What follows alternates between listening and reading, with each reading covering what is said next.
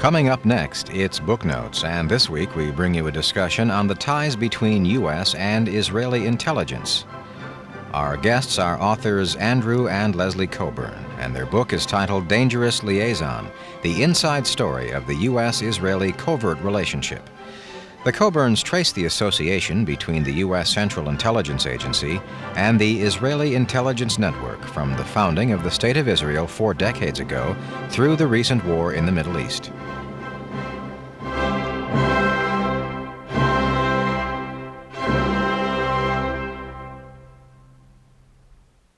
Andrew Cockburn, co-author of the book Dangerous Liaisons, the inside story of the U.S. Israeli covert relationship. What's the premise of your book? The premise is that there's a side to the relationship between the U.S. and Israel which goes much beyond just the sort of sentimental links and the links forged by supporters of Israel in this country. What we explain is that there has been since almost the earliest days of the Israeli state and the earliest days of the CIA, a secret bond, a secret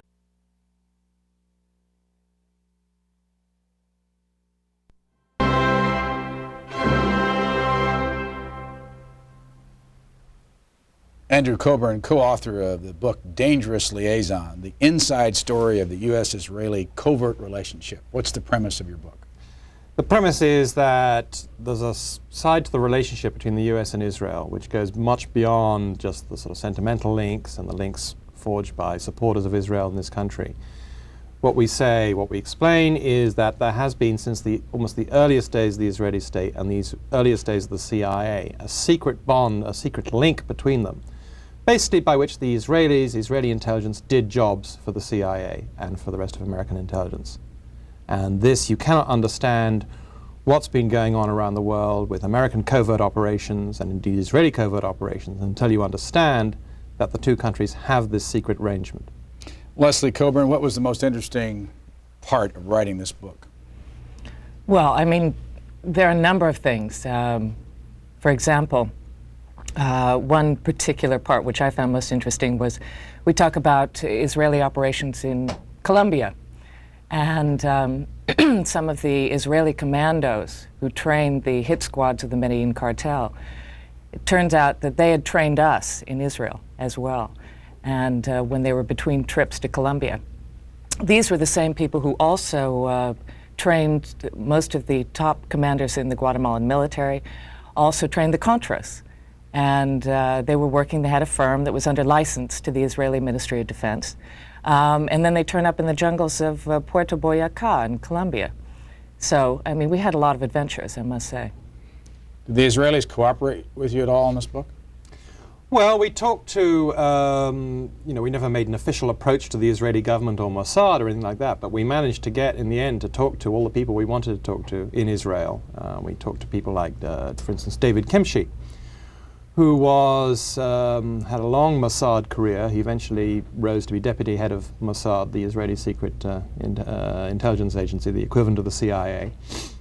And I remember a wonderful evening we had in his home, in his study, where he was talking in guarded fashion about his career in intelligence. He then went on to be Director General of their Foreign Ministry. But I suddenly noticed around the walls of his study where we were sitting, it was like a history of Israeli covert operations because, for instance, on one wall there were the most beautiful wood carvings, African wood sculptures. And I said, "Oh, they're lovely, David. Where'd you get those?" "Oh, present from Mobutu." Zaire. "Oh, that one's nice. Where'd that come from?" Bokassa, Central African Empire. Then another wall, beautiful Persian miniatures. Where'd they come from? "Oh, present from the Shah for something we did for him." So, just there was this man sitting, this master spook, surrounded by mementos of his career. And so we talked to him. We spent a lot of time talking. There's a street in Tel Aviv, an avenue called Shaul HaMelech, which is right across the street from what's called the Kiryat, which is the Ministry of Defense compound. It's a huge area in the middle of Tel Aviv. And on the other side of Shaul HaMelech are a row of very fancy high-rises, which is basically the headquarters of the Israeli military-industrial complex. I mean, that area is. So you have offices of all the major arms dealers, the offices of the Israeli representatives of the major American defense corporations. You have Mossad headquarters. Just down one side street you have a very beautiful building which is the headquarters of a man called Shaul Eisenberg, which not many people in the outside world know about, but he's certainly the richest and probably the most powerful man in Israel. He's the master arms dealer, is behind a lot of political campaigns, behind a lot of politicians. Again, very much involved in this secret world of arms deals and covert operations that we talk about as the link with America. There were two American names early in the book, Al Schwimmer and Hank Greenspun. Well, Al Schwimmer is, again, a fascinating character. He, right at the very birth of Israel, his real name's Adolf Schwimmer, but everyone calls him Al. He was basically an arms smuggler for Israel. He was flying in arms during their War of Independence from all over the place. He was originally a TWA flight engineer, in fact, but also a brilliant pilot.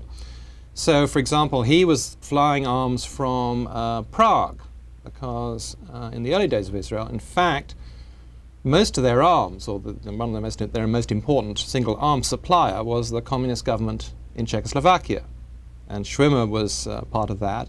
He went on to found Israeli aircraft industries, in the meantime still sort of flying arms, you know, doing covert arms deals around the world. And then years later, his energy is still undiminished, he was right at the heart of the Iran-Contra business. He was, you know, absolutely central at one point to the covert shipments of arms to Iran.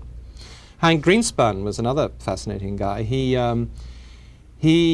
was a U.S. Army veteran at the end of World War II, and he'd just moved to Las Vegas to set up a radio station when Al Schwimmer suddenly knocked on the door. He didn't know him, introduced by a mutual friend, said, "Hey, drop everything, I want you to come with us, and we're going down to Mexico. We need you to go and vet some arms that we've gotten hold of, that we're buying illegally, in fact. We need to get to Palestine for the strike." So so Greenspun says, "Oh, okay." Drops everything and becomes an arms smuggler briefly.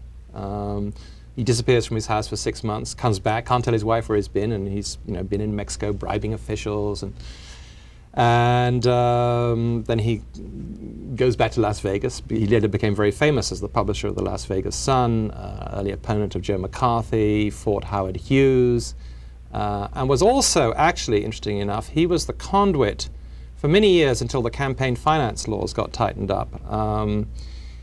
If candidates, particularly Democratic candidates, who needed cash in a hurry, Hank Greenspun in Las Vegas was the man to see, because in Las Vegas, of course, a lot of cash around. And if you were in dire straits, for instance, Jimmy Carter was saved at a crucial moment of his candidacy in 1976 during the Pennsylvania primary when Hank Greenspun came up with $60,000. So we have characters go all the way through. Yeah, I mean, one point about doing this kind of story about covert operations with U.S. and Israel is that because Israel is such a young country, some of these people who were there at the very beginning, who were making the deals in the 50s, are still alive. We went to see Issa Harel, who was really a towering figure in covert operations. He was chief of Mossad at a crucial time in the 50s, when the relationship, this secret relationship we're talking about, was just getting going. This is there was a deal made in 1951. Ben-Gurion came to Washington and offered the CIA the services of Israeli intelligence. Who was Ben-Gurion? Ben-Gurion is the father of Israel. He was prime minister for many years. He really steered the state to independence, steered his people to independence, wrote the Israeli Declaration of Independence, was prime minister all the way through with a brief interval until 1963. I mean, the Israel you see today is really the creation of David Ben-Gurion. Originally from what country?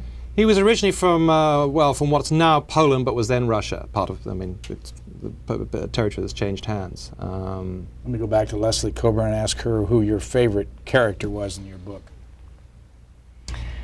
Favorite character? Most interesting person?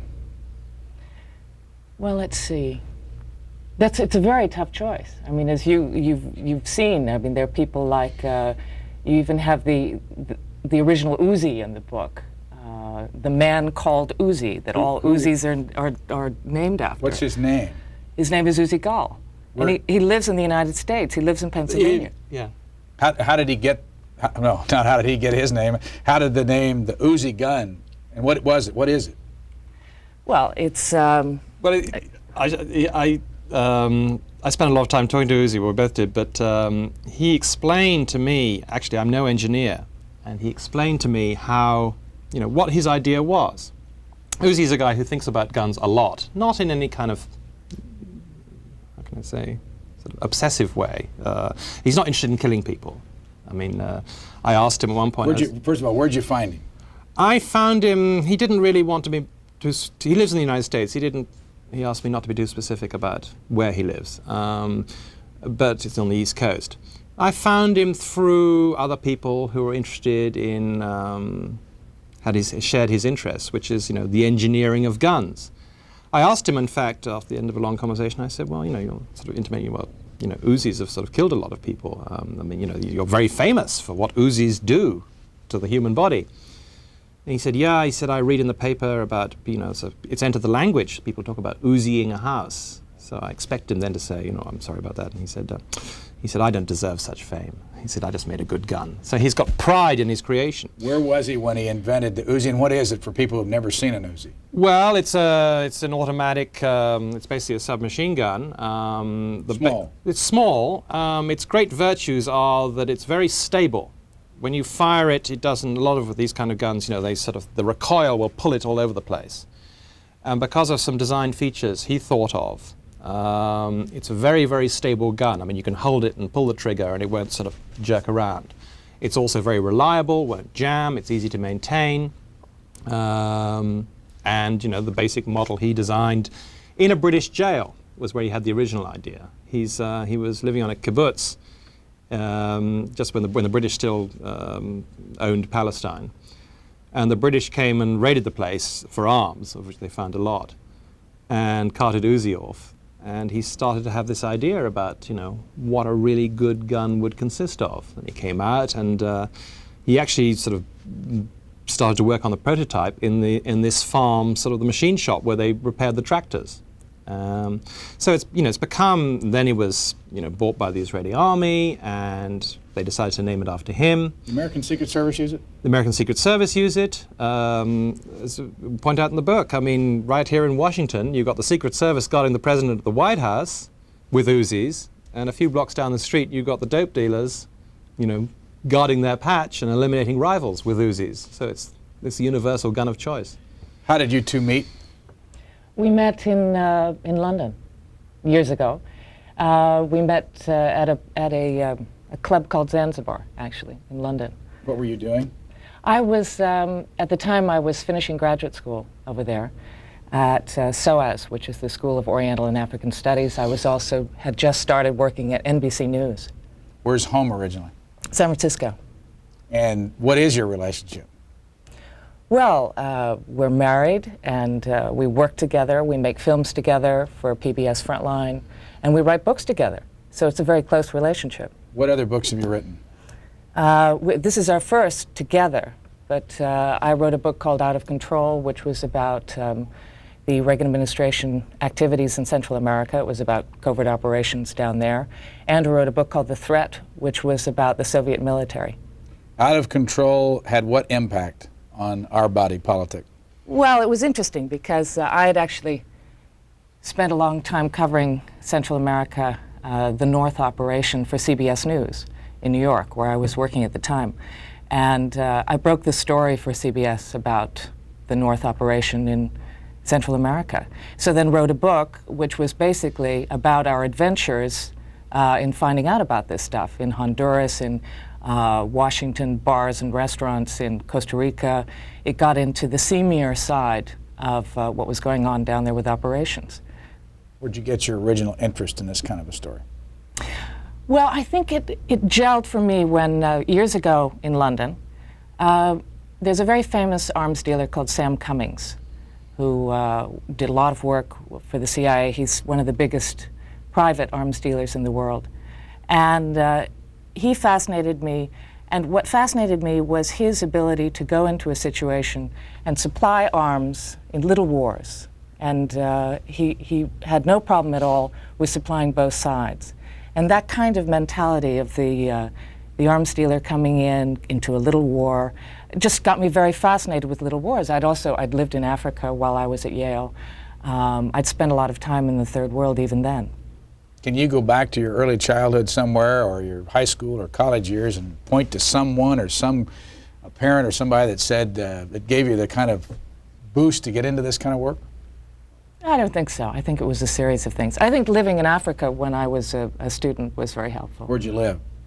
I was living in a village in Kenya, up in the mountains, a place where they'd never seen a white woman before. It was quite an interesting experience. Why were you living there? Because I was very adventurous, in fact. I mean, I've done a lot of things like this, and you know, as well as covering Central America, I covered the war in Cambodia, this recent situation. I went to Saudi Arabia during the Gulf War. I was, you know, in Israel under the Scuds. This is what I like to do. What do you remember about meeting Leslie? Well, what were you doing? I was at this party, sitting at the bar. But what I was working at, sorry, let's think of the precise moment. And what year? This was 1976. Got that right. What was I doing? I was working for a British sort of investigative show called World in Action. In Britain, the networks, they have a lot of documentaries on television, and it's much more a routine thing. So we used to, it was a weekly show, and we used to, actually it was a wonderful operation. You used to be sent off, and you could basically do almost what you wanted, I mean, provided it was a good story. I think at that time, what was I working on? I was working on a story about how there was a huge argument going on then, I suppose as now, as to whether, you know, nuclear power was safe. And there were these rumors I'd heard that there'd been a nuclear accident in the Soviet Union, and this is long before the days of Glasnost and so forth, that there'd been a nuclear accident in the Soviet Union, and that was very mysterious, no one knew much about it, but something terrible was supposed to have happened 20 years before. And I set out to dig into this, and I found, actually it was the first sort of contact I had with Israel. I found someone in Israel who was a witness to this accident, who'd somehow been allowed to emigrate, and tracked him down and tracked other people down. I just remember a sort of happy time of life because I met Leslie and also was working on this terrific story. So, where were you from originally? I was from Ireland. I grew up in Ireland. My father's Scottish, but... where in Ireland? County Cork, East Cork. And what was life like growing up there, and when did you leave there? Life was interesting. It was like, actually we didn't have in the early years, we didn't have a car or a telephone or a fridge. So I grew up, we went everywhere by horse. I grew up in a sort of 19th century way. I mean, there was no difference between the way we were living and someone 100 years before. Communicated by telegram. It's perfectly, I can tell people who under the age of 110 that it's a perfectly viable way to live. I left there, I guess, when I was 17 and went to work in London. Went to school where? I went to school, in the American sense, I went to Oxford. Studied? Studied is probably exaggerating it a bit. Was listed as studying history. Back to the book. What do you think of what do you think of Israeli people and what you've learned over the years and being close to them? Well, both of us love working in Israel. I started working in Israel. I've been going back, you know, every year for, not every year, but have made numerous trips to Israel since 1980, 1981. Israelis are very interesting people. Also, I mean, fact is, Israelis love to talk and tend to be, at least in this business, in the arms business and in intelligence, fairly gregarious, and also they have a lot of feuds with each other, very strong personalities. So it's a very interesting group of people to work with. Are they tough? Are they effective? Do you like them? Yes, really, I got to say I do. They're very tough. Have an engaging cynicism about them. I did. How could you not like it? For instance, we were talking, I mean, this may sound bizarre, but for example, we were talking to an executive, this is some years back, an executive of Israel Aircraft Industries, which is the huge Israeli defense aerospace. It's the biggest business in Israel, in fact, biggest single firm. And this was a time when, this was the early 80s, there'd been a row, a big argument here in Washington because the United States had wanted to sell F-15 fighters to Saudi Arabia. And the Israeli lobby here had kicked up a huge fuss saying, you know, you shouldn't be selling these planes, but if you must, you shouldn't sell them with, you can't sell them with the extra fuel tanks that will enable them to reach Israel and bomb Israel, should the Saudis get that idea. So the Carter administration had agreed that, you know, the F-15s would not have the extra fuel tanks. A few years later, we're talking to this gentleman from Israel Aircraft Industries. He said, do you remember those fuel tanks that weren't allowed to go to Saudi Arabia? And we said, yes. And he said, do you remember how that ban got dropped? Which it had by that point. I said, yes. He said, do you know where those fuel tanks get made? I said, where? He said, Tel Aviv, we make them. So, I mean, he was delighted. He thought it was a great joke and a great sort of, you know, business coup that his firm was making the fuel tanks which would theoretically at least allow Saudi Arabia to bomb Israel. I mean, for example, you have things like, we got to know quite well a man who we refer to in the book as the Colonel, who is American intelligence official working in Israel, spying on the Israelis. And of course, the Israelis knew he was doing it. He knew they knew he was doing it. And when he got to the end of his term in Israel, the chief of Israeli military intelligence threw him a big going-away party and said, we like you, you're more Israeli than the Israelis, now get out of here and don't come back. So it's such an interesting interplay between these people. You tell a story early in the book. You know, I've never heard anyone pronounce his full name, so I don't even know if this is right. James Jesus Angleton, or they call him Jesus. What did he ever? He's always, everyone, although it should be Jesus, because that was in recognition of the Mexican half of his family, everyone always pronounced it Jesus. You tell an early story about a monument to him near Yad Vashem, the memorial to the Holocaust. Explain that story. Right. Well, so if you're going on the outskirts of Jerusalem, on the western side at least, you have Yad Vashem, which is the very moving memorial to the Holocaust. If you take the road past there, out of town, you go down the hill and you wind through a pretty village and eventually come to what's called the Jerusalem Forest, which is full of memorial groves, if you like, to people that, you know, get honored in this way, war heroes or simple people who've been killed in war, or people recognized by the State of Israel. And we were driving through this one day, and the reason we were doing this was we were looking for the memorial grove, memorial forest to James Jesus Angleton, because Angleton was a CIA man, a senior CIA official, very famous for a number of reasons, but he was of interest to us because he was the link for many years between the CIA and the Mossad. And the Israelis had all said to us, his old intelligence friends had said, oh yes, we love Jim, and Jim was a good friend to Israel, and we liked Jim a lot. And in fact, when, you know, after he died, which was in 1987, we erected a memorial, you know, created a memorial forest for him. And it's out there, and, you know, I suppose it's a bit hard to find. You might not want to look for it, but, you know, I can tell you that it's there. So we thought we'd go and take a look. So we drive out, and there are all these nice groves with nice plaques carved in stone to various people. And we can't find the Angleton Memorial. And eventually, we decided to give up. We think we've taken the wrong direction or something. So we're looking for a place to turn, and there's an open space, or it looks like an open space, and we drive up. But it isn't.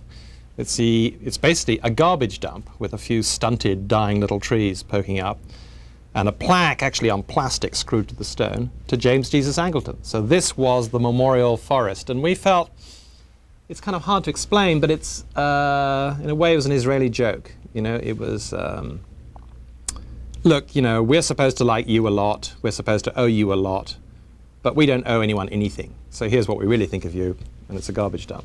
Mr. Angleton is dead. He's dead, but not forgotten. A new book just out about him? Yeah, but it doesn't really go into the Israeli side, which is what interests us. I mean, you know, Angleton did a number of things. He was, you know, he's been most written about because he was head of CIA counterintelligence and was searching for, you know, got obsessed about a Soviet mole in the CIA. But although that may be the most publicized role he had, he did other things too. And his most important job, really, and this is the role that the agency has always been very keen to obscure, In fact, they prevented one former colleague of his in the agency from writing a book about him because they said, oh my God, if he writes that book, he'll talk about this particular job, which was Angleton's role as a liaison with foreign intelligence services, including the Israelis, particularly the Israelis, in fact. And this was an absolutely key role. There's a lot of bodies buried there because if what Angleton was able to do, if there was things the CIA couldn't do, or didn't want to be seen doing, or wanted to do in this country, which it's legally precluded from doing, Angleton could go to his buddies as liaison, could go to his buddies in foreign intelligence services, and particularly the Israelis, and say, help us out. And that, Angleton was really the sort of point man for the connection that we explain in the book. What would happen if all American aid to Israel was stopped and the Israelis had to shut down their arms business? What would happen to that country? It would be a disaster. Why? Because the arms business is the engine that drives the economy of Israel. It's the biggest export. They have to, at this point, it's such a huge part of the economy that they have to continue shipping arms, which is one reason why you get a situation where they're shipping all over the world, and particularly, unattractive situations like shipping to South Africa. So it's all driven by money, by the desperate need to keep this business going. I mean, people will say to you, well, we had to go into the arms business in a big way because we wanted to become self-sufficient because of there's always the possibility of a next war. But in fact, what's happened, because they're very military aid dependent on the U.S., what's happened is that they're more and more dependent on American components, on American research and development, and hardly self-sufficient. And also, I mean, there's another element to that, which is they have this huge arms industry that they have to keep going, and it's the major provider of employment in the country, especially of well-paying jobs. Their markets, as wars sort of are tailing off around the world, they see as their principal future growth market the Pentagon here. So they're becoming, trying to be, in fact, more dependent or getting more business out of the U.S. military, which certainly doesn't make them self-sufficient. If your economy depends on selling stuff to the Pentagon or tending that way, then that makes that connection even greater. But there's also, on the intelligence side of things, when I say their need for this industry, the military industry is desperate, you have a whole intelligence branch that was set up called LACAM to get high-tech, military technology around the world by any means, and that includes stealing it. So you've had a lot of cases over the years of LACAM operations, including in this country, going around to different companies and getting a hold of the blueprints and carting away boxes to bring back to Tel Aviv because they have to stay ahead of the curve. Do the Israelis lie to the public? Well, there are a number of things in talking about this kind of stuff, covert operations, national security subjects. There is censorship in Israel. So a lot of these things can't even be discussed. I mean, we talk about in the book the Israeli nuclear program and break some ground on this. We talk about the Israeli chain of command, that it takes the prime minister, the head of Mossad, and the defense minister to make the decision to push the nuclear button. Is this the nuclear facility at Dimona? That's correct. Is that the only nuclear facility they have? Well, it's an enormous nuclear facility. I mean, but what we've discovered... Did you try to go there? Oh, I've been to Dimona, yes. Inside? No. That's very difficult. Where is it? It's down in the Negev. It's out in the middle of nowhere. And what happens is when you go to Dimona, if you happen to stop the car and take a picture of it or film it or whatever, you're out of there very quickly. One Defense Intelligence Agency friend of ours said that he had more flat tires in front of Dimona than anywhere else in Israel. But what we also discovered was that Israel not only has nuclear weapons, but sophisticated tactical nuclear weapons, just like we do. Remember, the American Army used to have nuclear landmines, for example, all over Germany. Well, the Israelis, we've discovered, have nuclear landmines seated on the Golan Heights. And at one point, Ariel Sharon, who is, of course, famous for the invasion of Lebanon and whatnot, went to Begin and said, look, you're busy you know, and had a terrible relationship at the time with the chief of Mossad. He wanted to take over sole control of the nuclear button, and Begin, fortunately, said no. But this kind of thing, I mean, that's why it's, the Israelis have gone wild for the book, and they've serialized it in Ma'ariv and written about it in Haaretz, because they can't talk about this sort of stuff unless it's been printed abroad before. Ma'ariv and Haaretz are what? They're two very large Israeli papers. Haaretz is the kind of New York Times of Israel, and Ma'ariv is the big conservative paper. And you point out in your book that one of the things you did differently with this book is had a lot of translations of a lot of Hebrew in Israeli newspapers. Why? Because there's an amazing amount of information that appears in Hebrew, and the Israelis feel comfortable about this because if it's in Hebrew, it's like it's among themselves. That doesn't get translated into English. I mean, they're very conscious of the feeling that Hebrew is like a code. I mean, not many people outside Israel actually speak it. So, you know, if you can say something in Hebrew, it's almost like saying it in secret. So we discovered that, for instance, the Hebrew press in Israel is a very, very good, you know, there are a lot of very good journalists, there are very good newspapers, an amazing amount of information that never finds its way into the dispatches of, you know, correspondents of, you know, foreign correspondents from Israel, very few of whom actually speak Hebrew. And nor does it appear in the English language Israeli papers like the Jerusalem Post. I mean, someone said to us, do you know what the function of the Jerusalem Post is? And we said, what? He said, it's to give the American ambassador a happy breakfast. So so they're very conscious of, you know, Hebrew is for us and English is for everyone else. We also found that, you know, books and also sort of diaries, documents, there was a treasure trove. I mean, the Israelis, of course, you know, are good at keeping secrets. I mean, are good at, you know, it's not like they spill everything out and they have total freedom of information. But there is still a wealth of detail and information and color and a lot of what you need to know to understand the connection we're talking about in Hebrew. How did you get it translated, and was it expensive?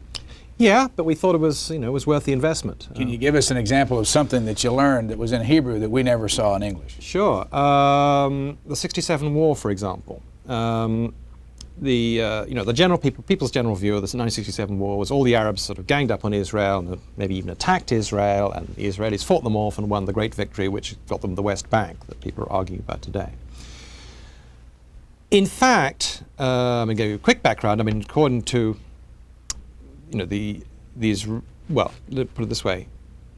We found a book of memoirs written by a guy who was the military aide to the then Prime Minister of Israel, this guy called Israel Yor.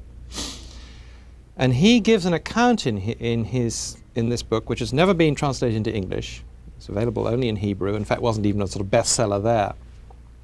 He gives an account how on June the 3rd, 1967, 2 days before the war broke out, he was at the home of the Prime Minister and they were waiting for the head of Mossad to come back from Washington, because the head of Mossad had been sent to Washington to get permission, to get the green light to launch the war.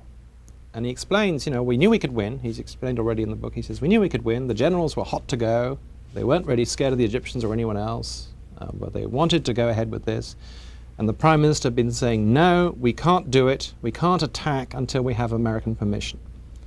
And he gives this very vivid description of how Meir Amit, the head of Mossad, comes back into the room at midnight. And it's the sort of high command is sitting around, and this being an Israeli meeting, the air is thick with cigarette smoke.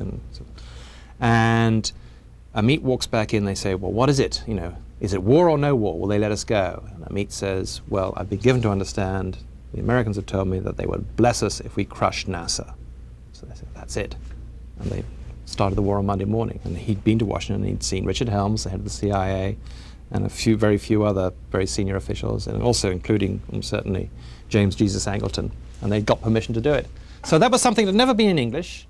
I mean, it really, you know, once you've read that, you understand that things are a bit different from the sort of kind of histories you read in English. Where do you two live now? Washington. And where do you two work besides doing books like this now? Well, we lead a busy life. We make programs for ABC News. I made two programs, big programs during the Gulf War for them, big hour on Cambodia.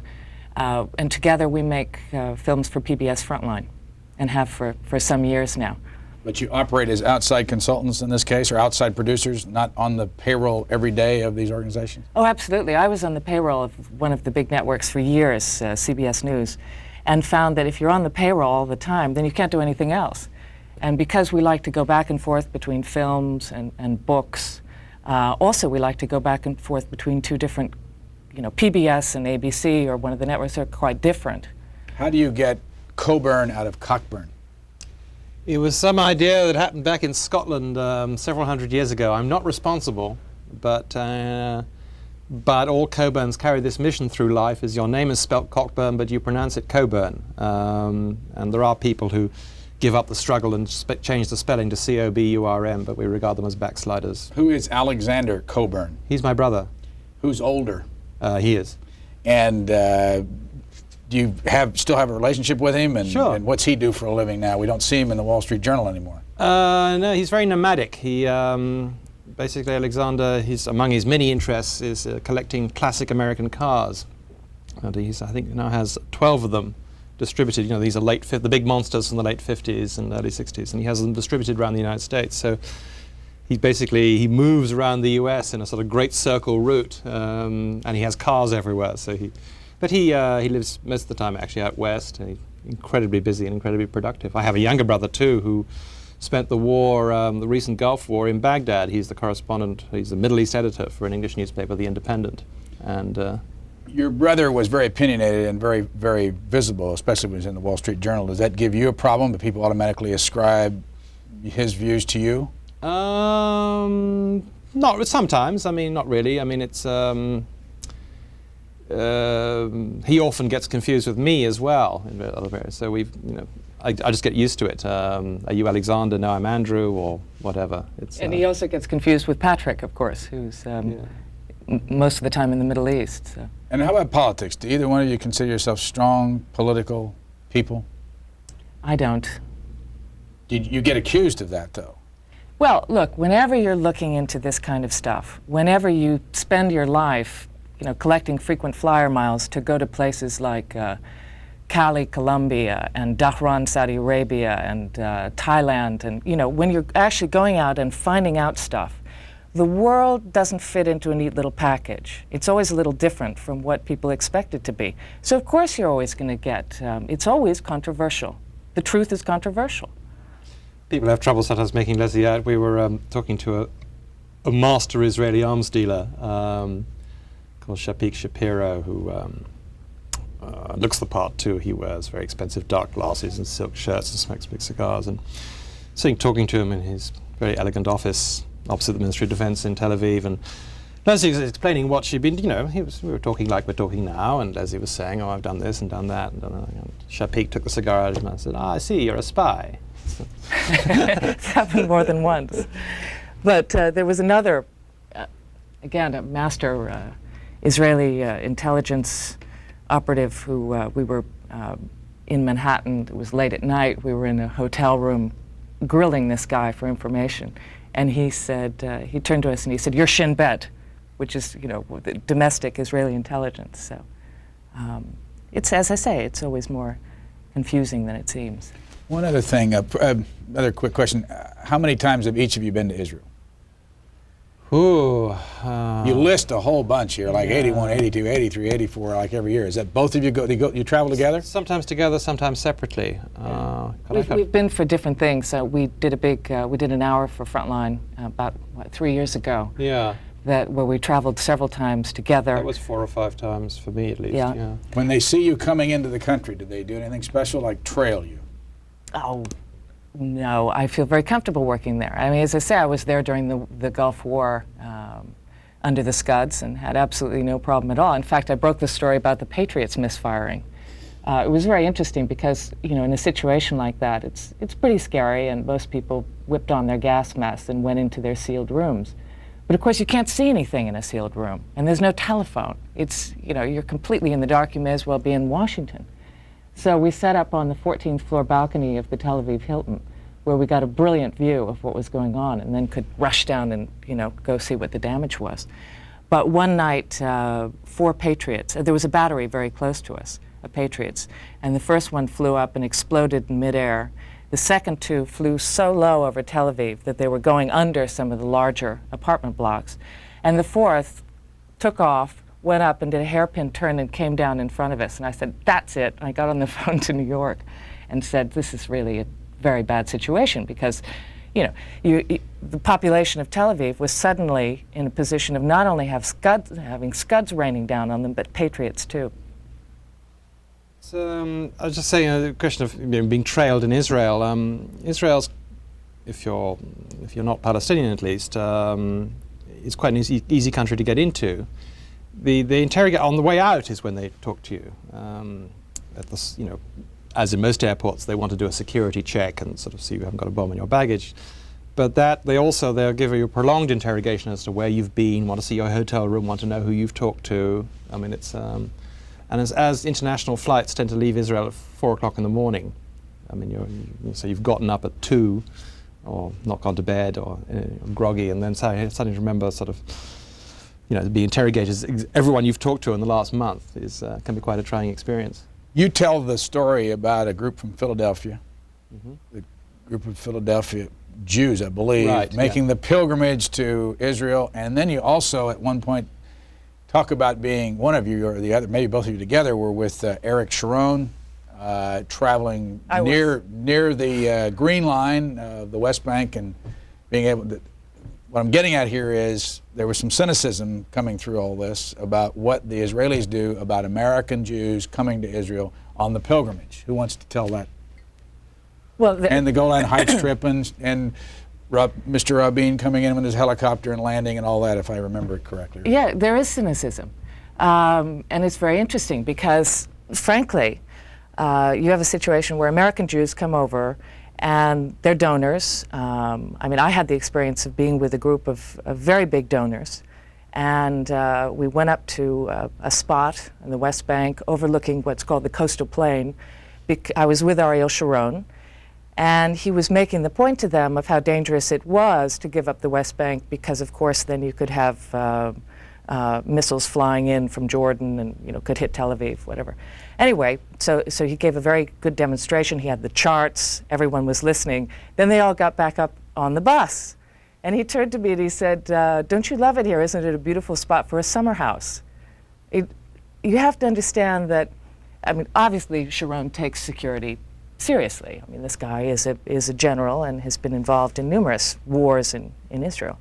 However, he's Israeli, and there is a sense of we're here and you're not. You live in New York or you live in Philadelphia, we're here. There's also there's a certain snobism that we talk about as well.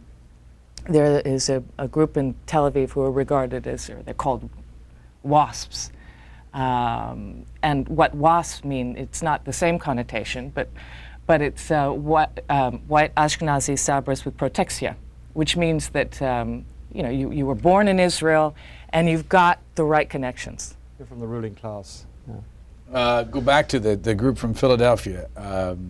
What is the tour? When an American Jew comes to Israel and they're donors, where do they take them?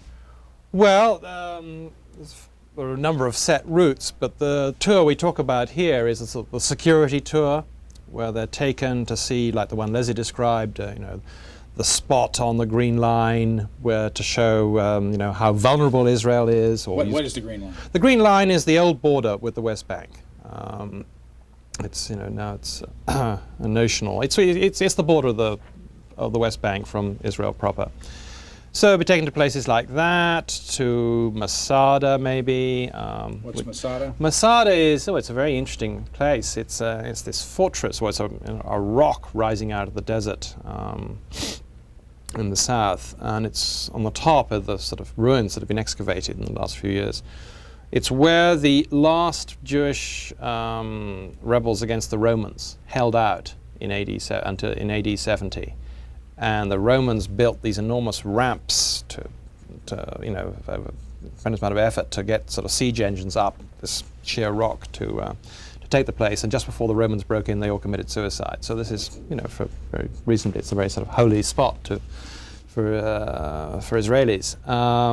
Masada and to the Golan Heights, for example, which again is very vivid to, if you want to sort of convey a sense of Israeli vulnerability.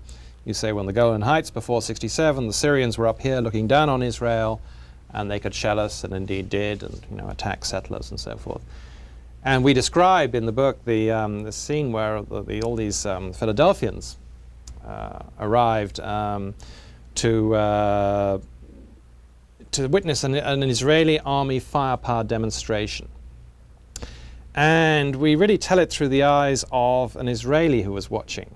It was a correspondent for Haaretz, big paper. Because he reacted to it. He said, "This is ludicrous. How demeaning for us that we have to put on this circus for these Americans who don't understand us."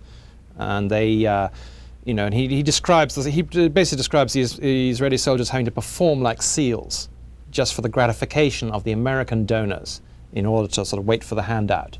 And he said it's very demeaning for Israelis to have to sort of do this. I mean, it was a very sort of cynical piece he wrote. Does the handout come eventually?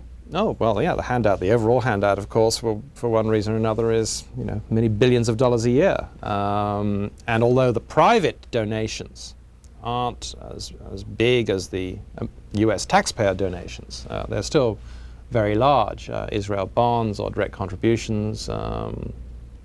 So that's something the Israelis pay a great deal of attention to. Who was it? Was it the former defense minister, Rabin, that came in the helicopter? Yes, at this far in the Golan, in the middle of it all, there's an announcer. It's like at a fairground. There was an announcer crackling announcements in English. And this was supposed to be, they were saying, well, we're showing you the Israeli army in training.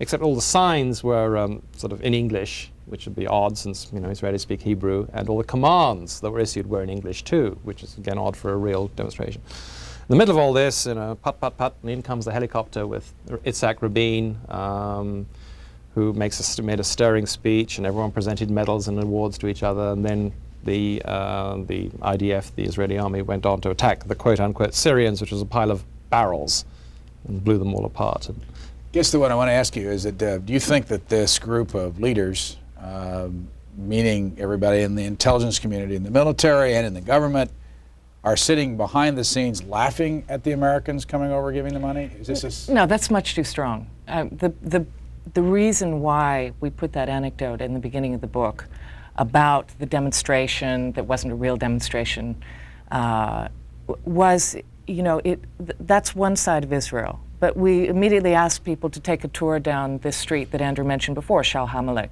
next to the Ministry of Defense, which is the real Israel for this security system. But they didn't take the Philadelphians down the street where the defense ministry is located. No, and they don't get to spend time with these kinds of people, absolutely not. Why not?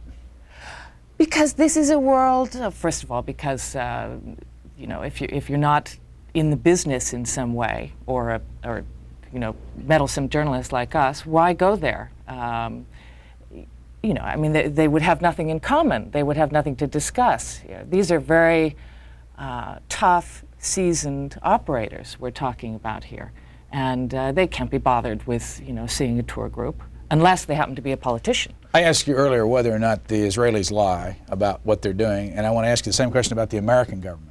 You catch the American government in a lie when you're covering them about things like arms and drugs? Oh, sure. I mean, the American government, there's a number of lies on the record. I mean, it's continuing embarrassment. One of the great lies of the 80s was, for instance, that we weren't selling arms to Iran. Well, we were. We were doing it through our Israeli proxy. And in fact, as we reveal in the book, we were doing it from day one of the Reagan administration. We have someone we spoke to actually on the record, General Avraham Tamir, who was like the sort of Brent Scowcroft sort of shadowy backroom figure, advisor, high-level advisor to the Israeli governments through the 1980s. I mean, he told us how Al Haig gave them permission to sell arms to Iran from day one of the administration. He also described to us, again, a lie. I mean, there was the lie that we weren't involved in any way in the Israeli invasion of Lebanon. He described how he and Aric Sharon came to Washington in the spring of 1982 to get the green light to invade Lebanon. And he lays it all out, and he explains why Haig wanted them to do it. And he said Haig sort of said, okay, we want a minor operation. And then Tamir went like this, and he said, it's a big word, minor. I mean, because they did this huge war. American government lie? Oh, of course, all the time. I think, I mean, we saw it in spades in the 80s, particularly what we know of now as Iran-Contra. But interestingly enough, as part of that, on the Central America side of things, for example, we were not given a very good picture of what Israel's involvement was in Central America during that war. In fact, what we reveal in the book, I mean, not only did you have an operation like Tipped Kettle, where William Casey turned to the Israelis and said, we want hundreds of tons of weapons for the Contras, which he did, which they delivered. You had Israeli advisors running around Honduras as early as 1981. You had one of the guys on the Contra Directorate would go regularly brief the Israeli consul in Tegucigalpa in Honduras about how the war was going. In Panama, Manuel Noriega, I mean, no one wants to touch him anymore, but he was certainly great friends with people in the White House and in the agency as part of the whole Contra effort. And at his right hand was Mike Harari, known as Mad Mike in Panama, who was former chief of clandestine operations for Mossad, for Israeli intelligence. This was Noriega's business partner. This was a guy who imported $500 million worth of Israeli arms into Panama and was intimately involved with the secret side of the operations of training and supplying the Contras that were coming out of Panama. Where did you get all the intricate knowledge that you have of the Mike Harari departure from Panama on that night of the invasion? Well, that's interesting because that comes from that's piecing to, there were a few very good journalists there at the time, Americans. The Hebrew press has some excellent, I mean, there are people over there who really tried to track that down because they were very interested to see Mike Harari suddenly back in Tel Aviv at a time when the U.S. military controlled the ground, the air, all exit points. This guy suddenly disappears. And also the Panamanians have come out. The guy who became the chief of staff of the Panamanian military said that the U.S. officials told him to stay away from Harari. Not to ask questions, just stay away from it. You say he got out in a C-130? Well, we don't know exactly how he got out.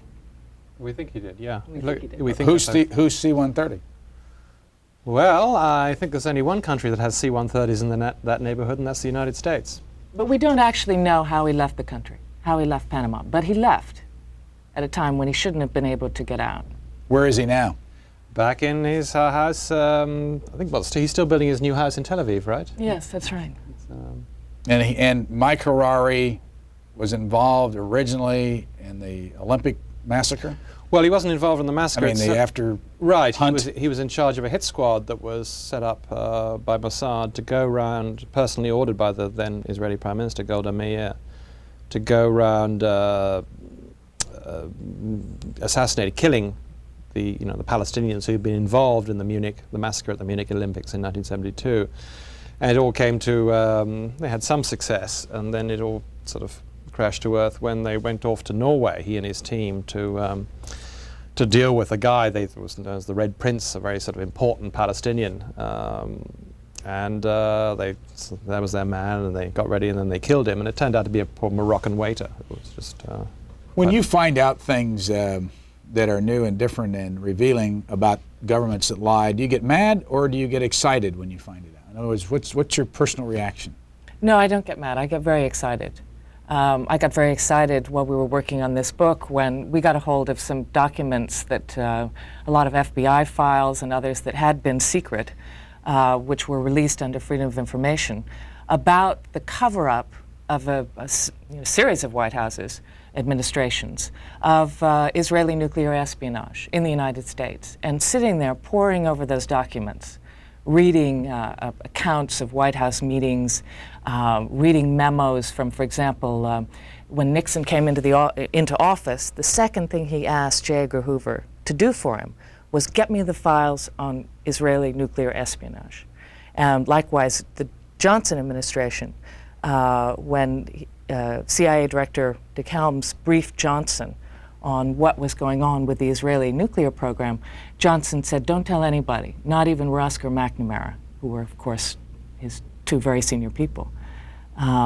So that kind of, being able to find out, getting a glimpse of what's happening in the real world, what's happening on the inside is great. Do you get mad, or do you get excited?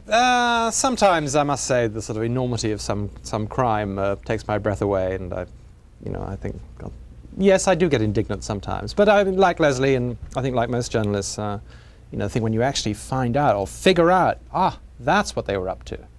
That's, it's a great sort of surge of excitement you get when you have that feeling. Here's who the book is dedicated to: Chloe and Olivia. Who is it? Our Who are children. they?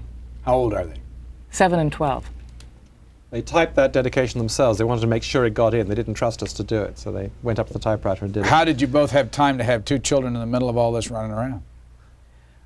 Well, when I was pregnant with the first one, I was, when I was 8 months pregnant, I think I was working on a story in West Africa at the time, in Liberia.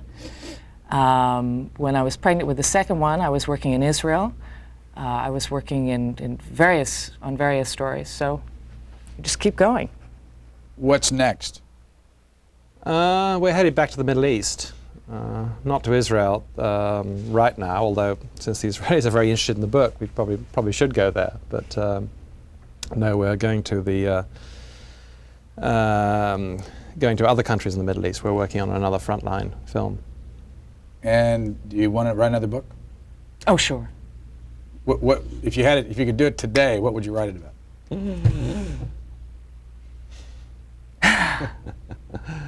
I couldn't say. I mean, there are ideas that are already starting to gel for us, but we won't do another one probably for another year. Either of us, I don't think. Yeah, it's pretty. Writing a book is an intense experience, which you don't want to repeat too often. Here's what the book looks like. It's called Dangerous Liaison, the inside story of the U.S. Israeli covert relationship. And our guests have been co-authors Andrew and Leslie Cockburn. Thank you both very much. Thank you. Thank you.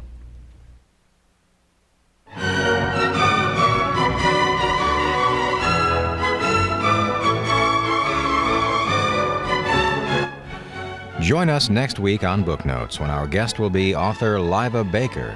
In her book, Justice from Beacon Hill, Ms. Baker examines the life and career of former Supreme Court Justice Oliver Wendell Holmes. That's next Sunday on Booknotes at 8 and 11 p.m. Eastern Time. For a transcript of tonight's program, send $5 to C-SPAN Transcripts in care of Tapewriter Incorporated, Post Office Box 885 in Lincolnshire, Illinois. The zip code is 60069. Coming up next on C-SPAN, it's our weekly program devoted to the people and politics of Great Britain. We take a look back on British Prime Minister John Major's trip to the United States and his meeting in Kennebunkport, Maine with President Bush this week.